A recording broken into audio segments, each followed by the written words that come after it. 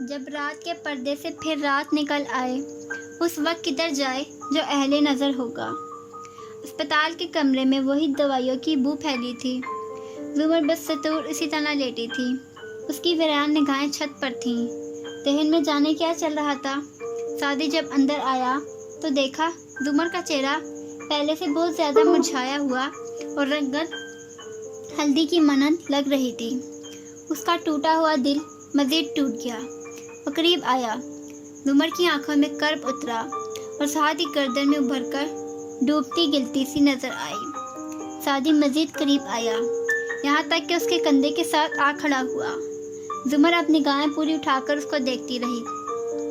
Saadi, اس نے مجھ پہ گولی چلائی، میں نے خود سنا، تم مجھ پہ یقین نہیں ہے نا؟ چند گھنٹے پہلے پولیس آفیسر کے سامنے سپاٹ، سنجیدہ اور مضبوط سی پروسیکیوٹر اب بہت کمزور لگ رہی تھی۔ اس کے انداز میں بے بسی بھی تھی، خوف بھی۔ مکڑی کے جالے کا سامان تھا، معلوم نہیں کب ٹوٹ جاتا۔ سعدی نے اسے سنجیدگی سے دیکھا۔ فارس غازی نے آپ سے کہا فون پہ، اس نے مجھے کہا کہ وہ مجھے صرف ایک گولی مارے گا۔ نہیں، مجھے ان کے الفاظ بتائیے، ایک ایک لفظ۔ زمر کی آنکھوں میں چمکتی امید مزید گہری ہوئی۔ مکڑی کے جالے کا سامان مضبوط ہوا۔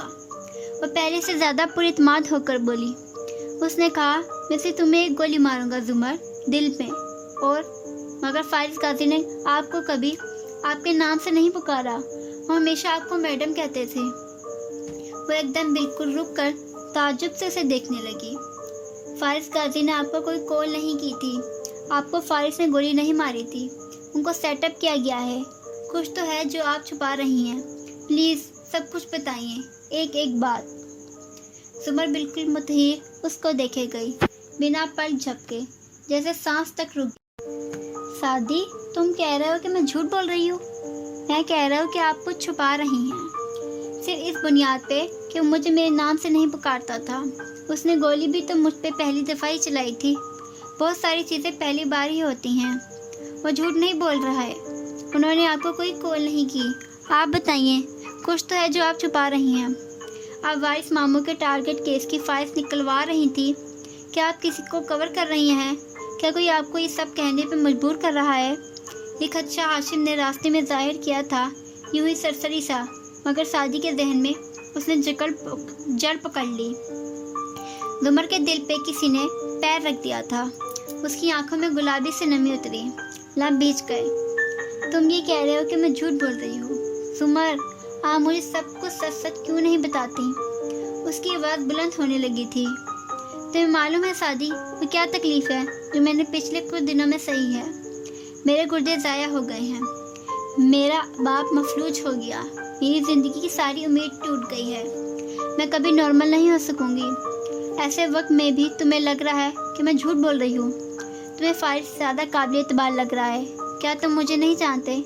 وہ متحیر، بے یقین تھی۔ میں آپ کو جانتا ہوں، اس لیے کہہ رہا ہوں، آپ کوئی بات مجھے نہیں بتا رہی، آپ کچھ چھپا رہی ہیں، کہیں نہ کہیں کچھ غلط ہے۔ علیشہ کہہ رہی ہے، حنین کہہ رہی ہے، ماموں ان کے ساتھ تھے، انہوں نے کوئی کال نہیں کی، وہ تین لوگ جھوٹ نہیں بول رہے۔ ناراضی سے اسے دیکھ کر تیزی سے بولا۔ زمر کے آئیبرو غصے سے اکٹھے ہوئے۔ اس نے کونی کے بل قدرے اٹھنے کی کوشش کی۔ ہاں ٹھیک ہے، وہ سب سچ بول رہے ہیں، ایک میں جھوٹ بول رہی ہوں۔ تمہیں نہیں کرنا میرا اعتبار، مت کرو، لیکن میں دنیا کی ہر عدالت میں جا کر اس کے خلاف گواہی دوں گی۔ میں پوری دنیا کو بتاؤں گی کہ کس طرح اس نے میرے اوپر گولی چلائی، اپنی بیوی کو مارا، اپنے بھائی کو مارا، میری زندگی برباد کر دی۔ سعدی نے غصے سے مٹھیاں بھینچ لیں۔ آپ کو پتہ ہے آپ کا سب سے بڑا مسئلہ کیا ہے زمر؟ جب آپ کے دماغ کی سوئی ایک بات پہ اٹک جاتی ہے تو پھر وہ وہاں سے نہیں ہل پاتی۔ آپ اس کے آگے پیچھے ہر قسم کی سوچ کا دروازہ خود پہ بند کر لیتی ہیں۔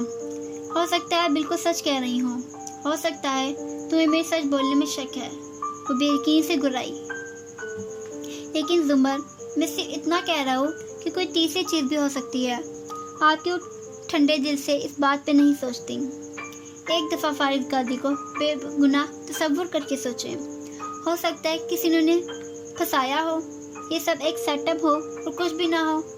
آپ ایک دفعہ، صرف ایک دفعہ اپنے مفروض ذات کو پیچھے کیوں نہیں کر لیتی اگر واقعی آپ کسی کے دباؤ میں نہیں ہیں تو؟ مفروضہ، وہ چلائی تھی۔ میں کتنی دفعہ کہہ چکی ہوں، میں نے اس کی آواز سنی ہے، اس کا فون آیا تھا مجھے۔ اس نے مجھ پہ گولی چلائی۔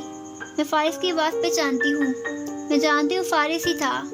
ہر چیز کی سینس بنتی ہے سوائے اس کے کہ تم میری بات سننا نہیں چاہتے۔ تمہیں مجھ پہ اعتبار نہیں ہے، ٹھیک ہے سعدی، مت کرو اعتبار مجھ پہ، لیکن ایک وقت آئے گا جب عدالت اس کو سزا سنائے گی، اور جب وہ مجرم ثابت ہوگا اور وہ خود اعتراف جرم کرے گا، تب میں تم سب کے چہرے دیکھنا چاہوں گی۔ تم، حنین، بھابھی، کوئی بھی میری بات پہ یقین نہیں کر رہا، میں جانتی ہوں، لیکن تم لوگ دیکھو گے، ضرور دیکھو گے۔ تیز تیز بول کر وہ ہانپنے لگی تھی۔ سر تکیے پہ گرا دیا۔ سعدی خفگی سے پیچھے ہوا۔ ایک یہی سب سے بڑا مسئلہ ہے آپ کا، آپ کسی دوسرے کی کوئی بات نہیں سمجھتی، آپ سمجھنے کے لیے بات نہیں سنتی، آپ جواب دینے کے لیے بات سنتی ہیں۔ آپ اپنے خیالات میں اتنی فکس ہو جاتی ہیں کہ آپ کسی نئے تصور کے لیے اپنا ذہن کھلا نہیں رکھتی۔ آپ کو خود بھی پتہ ہے کہ آپ غلط کہہ رہی ہیں، مگر اور زبر کے لیے بہت تھا۔ نکل جاؤ میرے کمرے سے ابھی، اور اسی وقت یہاں سے چلے جاؤ، مجھے اکیلا چھوڑ دو، مجھے تم سے کوئی بات نہیں کرنی۔ اس نے چلاتے ہوئے بازو اٹھا کر دروازے کی طرف اشارہ کیا۔ سعدی بھی غصے سے کھڑا اسے دیکھتا رہا۔ وہ اتنی ضدی کیوں ہو رہی تھی؟ وہ اس کی بات کیوں نہیں سمجھ پا رہی تھی؟ آپ کو صرف اس بات کا غصہ ہے کہ میں نے آپ کو ایک کیس لینے کے لیے کیوں کہا، یہ کہ اس کیس کی وجہ سے آپ کی شادی ڈیلے ہو رہی تھی۔ آپ اس کیس کا غصہ فارس ماموں پہ نکال رہی ہیں، اور کوئی بات نہیں ہے۔ آپ ایک دفعہ پھر وہی کر رہی ہیں۔ ان کی بیوی کا قتل ہوا ہے، ہمارا خاندان تباہ ہو چکا ہے، اور آپ اپنی ضد کو لے کر بیٹھی ہوئی ہیں۔ تمہر آپ ایسا کیوں کر رہی ہیں؟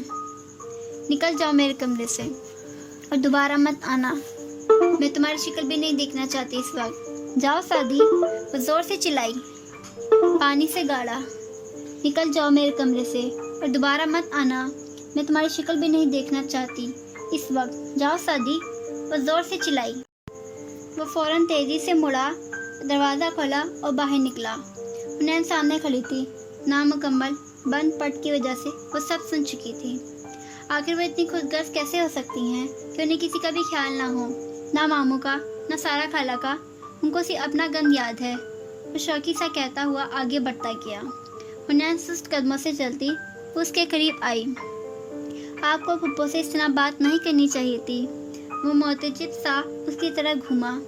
ان کے الزام کی وجہ سے فارس ماموں کو پھانسی ہو جائے گی، اور تم کہتی ہو کہ جو بھی تھا، آپ کو پھپھو سے اس طرح بات نہیں کرنی چاہیے تھی، کم از کم آپ کو نہیں، وہ کہہ کر مڑ گئی۔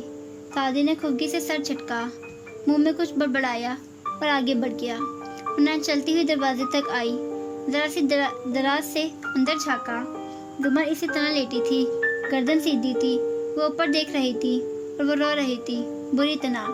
کبھی وہ اپنے ساتھ لگی نالیوں کو دیکھتی، کبھی مشینز کو، کبھی سفید چادر کو، کبھی ہاتھ میں لگے کینولا کو، اور آنسو ابل بل کر آنکھوں سے گرتے جا رہے تھے۔